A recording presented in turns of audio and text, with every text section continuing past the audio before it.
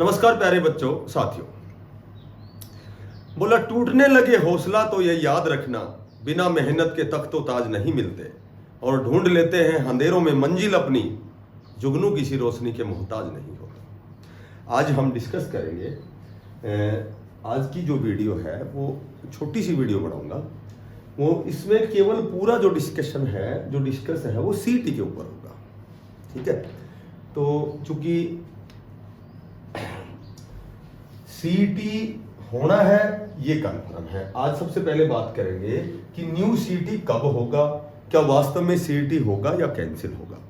दूसरी बात है कितने पदों पर होगा, उसके बाद सीईटी में क्या बदलाव होंगे, और हम सीईटी की या एचएसएससी की किसी भी एग्जाम की तैयारी कैसे करें।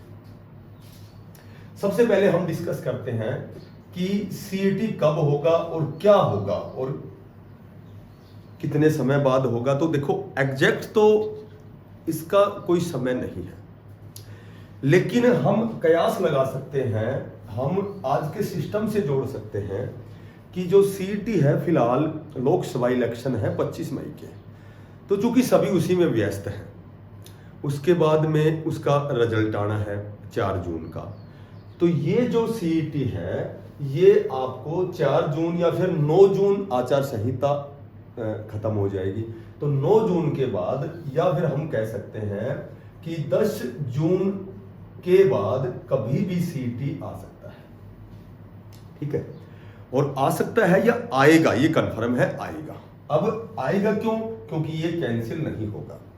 सबसे जो बड़ी बात है कि जो विधानसभा के चुनाव हैं वो सितंबर अक्टूबर में होने हैं, और विधानसभा चुनाव से पहले सभी भर्तियां होनी हैं, जो भी बची हुई भर्तियां हैं। ठीक है, और जून के बाद में ये सारे जो भी बी और सी ग्रुप के जो भी जिनमें भी जो केसी चल रहे हैं, ये सारे 5 नंबर का मामला है, ये सारे सुलट जाएंगे। तो जून में लगभग सभी रिजल्ट आपको देखने को मिलेंगे, और यदि निर्वाचन आयोग चाहे या फिर कोर्ट चाहे तो वो रिजल्ट तो पहले भी आ सकते हैं, न वो फैसला तो कभी भी आ सकता है। देखो जो कोड ऑफ कंडक्ट होता है, आचार संहिता होती है, उसमें केवल हम नया एडवर्टाइजमेंट नहीं निकाल सकते, उसमें हम ज्वाइनिंग नहीं करवा सकते, इस तरह की कंडीशन है। लेकिन यदि निर्वाचन आयोग चाहे और कोर्ट चाहे तो वो हो सकता है, वो पॉसिबल है।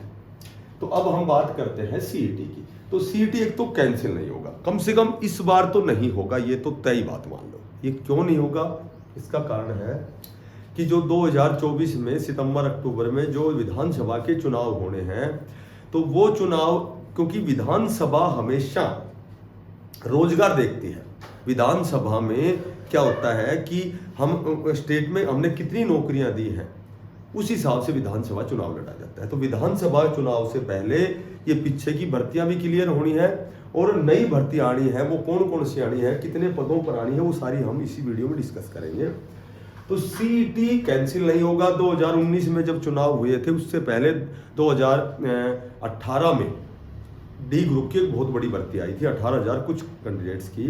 तो यहाँ विधानसभा से पहले ये सभी भर्तियां होनी है, ये 100% मान लो ये होनी है। इसका कोई पुख्ता प्रमाण नहीं है, कोई तथ्य नहीं है कि हम इस पर कोई बात इस तरह बात इसलिए कर रहे हैं क्योंकि अभी विधानसभा चुनाव से पहले ये होना है। अब सुनो, दूसरी जो बात है कि भाई ये कितने पदों पर होना है। अब चूंकि इस पर भी कोई भी क्लियर कट नहीं है कि कोई बताता भाई 65,000 पदों पर होनी है। कभी न्यूज में देखते हैं 1 लाख पद भरे जाएंगे। ठीक है, 1 लाख पद, कितने पद भरे जाएंगे ये तो अलग बात है। बाकी कितने पदों पर या किन पदों पर, तो ये कंफर्म है कि सी एंड डी ग्रुप पर ये भर्तियां होनी है। अब ये जो डी ग्रुप की एक और बात है कि डी ग्रुप में अभी कह रहे हैं कि 5 से 7 हजार पद बढ़ाए जाएंगे, वेटिंग लिस्ट निकाली जाएगी, लेकिन ऐसा लगता नहीं है। यही लगता है कि अभी तो समय आ गया, समय थोड़ा है इनके पास। तो जो सीईटी है वो जब न्यू सीईटी होगा तो सी और डी के जो पद हैं वो यहीं से भरे जाएंगे। और कितने पदों पर, देखो यहाँ मैंने नोट किया है, एक नोटिस घूम रहा है, वायरल हो रहा है। तो वो कितना सच है कितना नहीं है वो तो बाद की बातें हैं। फिलहाल ग्रुप डी में 7000 पद भरे जाएंगे जो न्यू सीटी पे। पीजीटी के 4500 हैं, टीजीटी के 6000 हैं, एलएम के असिस्टेंट लाइनमैन के टेक्निकल के 2500 हैं, कंडक्टर के 4500 हैं, एमपीएचडब्ल्यू के 450 हैं, जीएनएम के 650, क्लर्क के 3000, बहुत बड़ी भर्ती दिखा रखे उसमें नोटिस में, सब इंस्पेक्टर के 300 और आंगनवाड़ी में जो महिला सुपरवाइजर है उनकी 250 पदों पर भर्ती होनी है। अब ये कितना सच है ये तो आगे पता लगेगा, लेकिन इन पदों को देखकर कहीं न कहीं ऐसा लगता है कि ये बिल्कुल सच्चाई है। इसमें कुछ एक ऊपर नीचे हो सकते हैं, लेकिन ये जो पद है ये जो डिवाइडेशन है ये सही लगता है। क्योंकि ग्रुप डी में 7000 इसलिए बताया गया कि जब जिला स्तरीय जब उन पे पूछा गया कि भाई कितने वैकेंट हैं डी ग्रुप की, तो वहां लगभग 6 से 7000 थे, तो ये यहाँ सही लगता है। पीजीटी के अभी अभी आ रहा था, बहुत वैकेंट हैं, सीट खाली हैं, अभी 10 दिन पहले अखबार में पढ़ा था। पीजीटी टीजीटी की बहुत खाली है, एलएम की भी खाली है, कंडक्टर की खाली है 100%, कंडक्टर की बहुत दिन हो गई भर्ती नहीं निकली है, तो सीटी पे निकलेगी। एमपीएचडब्ल्यू ये सारी लगभग, क्लर्क भी 3000 पद खाली है, तो ये कहीं न कहीं सही लगता है। ठीक है, एकदम सही है ये हम नहीं कह सकते। बाकी ये जो हमने कई जगह ये वायरल हो रहा है, ये कल नोटिस मैंने देखा है।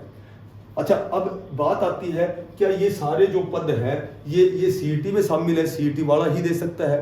तो ये भी लगभग कहीं न कहीं सत्य है कि CET pass he candidate in पदों को अप्लाई कर सकता है।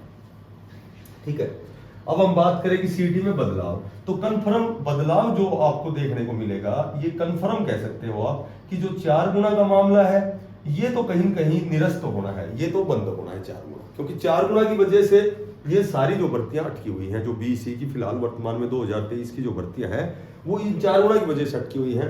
तो ये भी कहीं कहीं जब चर्चाएं हुई है, बातें हुई हैं उच्च अधिकारियों से, तो यही है, या तो इनको राजस्थान की तरह 15 गुना करना पड़ेगा, राजस्थान में अब 15 गुना कर दिया, सीईटी में पहले 4 गुना था तो राजस्थान में 15 गुना कर दिया, या फिर इसको क्वालिफाई करेंगे।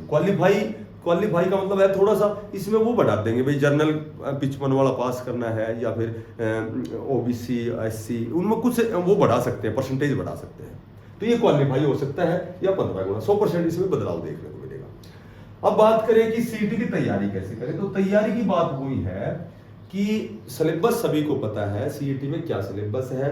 तो तैयारी का मैं तो एक ही बात कहूंगा कि जो सब्जेक्ट आपका कमजोर है उस पर ज्यादा ध्यान दें, जब तक सीईटी के फॉर्म नहीं आते हैं फिलहाल तैयारी आप शुरू करें। ठीक है, अभी मैं देख रहा हूँ कि तैयारी बच्चे बिल्कुल है ना हट गए तैयारी से, ना कोई लाइब्रेरी में जा रहा है ना कोई तैयारी का, तो तैयारी करें। यदि सीईटी में अच्छे मार्क्स लेने हैं आपको तो तैयारी करें। और एक होता है तैयारी करना, एक होता है कमियों पर काम करना, तो आपको उन कमियों पर काम करो जहां आपके क्वेश्चन गलत होते हैं, या जो सब्जेक्ट आपका कमजोर है उस सब्जेक्ट को आप बढ़िया करो, क्योंकि जो आता है वो तो आता है, वो फिर स्कोर वही बनना है तुम्हारा लास्ट में। तो कमियों पर काम करो और सही दिशा में प्रयास करो, भाई कौन सा सिलेबस के अकॉर्डिंग, भाई कौन सा सब्जेक्ट कितने मार्क्स का है और ये हमारा कमजोर है, इसमें हमारे मार्क्स कटते हैं, वहां आप तैयारी करें और अभी से तैयारी करें। 100% आप इसको अच्छे मार्क्स से इसको क्लियर करोगे, आप अच्छे मार्क्स अचीव करोगे, सही दिशा में प्रयास करो। जो चीज़ आती है उसकी बजाय जो नहीं आती उस पर ध्यान दो, 100% यू आर सक्सेस। धन्यवाद, राम राम।